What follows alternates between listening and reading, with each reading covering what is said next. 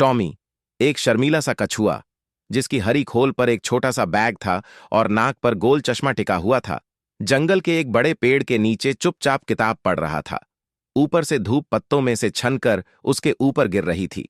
तभी बेला आई, एक खुशमिजाज खरगोश जिसकी सफेद फर और गुलाबी ओवरोनल्स चमक रही थीं। उसके हाथ में एक मोड़ी हुई नक्शा थी। देखो मुझे क्या मिला, वह खुशी से बोली। दोनों ने मिलकर नक्शा खोला और ठीक बीच में एक बड़ा लाल एक्स बना हुआ था जो नदी के पार किसी जगह को दिखा रहा था। उत्सुकता और रोमांच से भरकर उन्होंने उस दिशा में यात्रा शुरू कर दी। हरे भरे जंगल से होते हुए वे चल पड़े। ऊपर परिंदे उड़ रहे थे और फूल हवा में झूम रहे थे। सब कुछ बहुत सुंदर लग रहा था। तभी अचानक उन्हें एक मध्यम डरी हुई आवाज सुनाई दी। नदी के पार एक नन्हा पक्षी झाड़ियों में फंसा हुआ मदद के लिए चिल्ला रहा था। टॉमी और बेला दौड़ते हुए नदी किनारे पहुंचे, लेकिन वहां का पुराना लकड़ी का पुल टूटा हुआ था।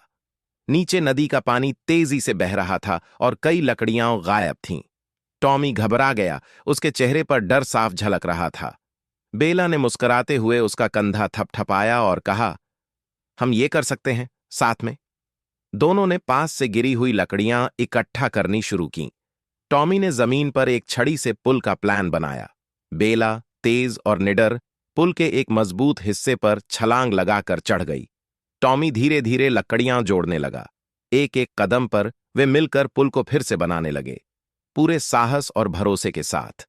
तभी तेज हवा का झोंका आया, पुल हिल गया।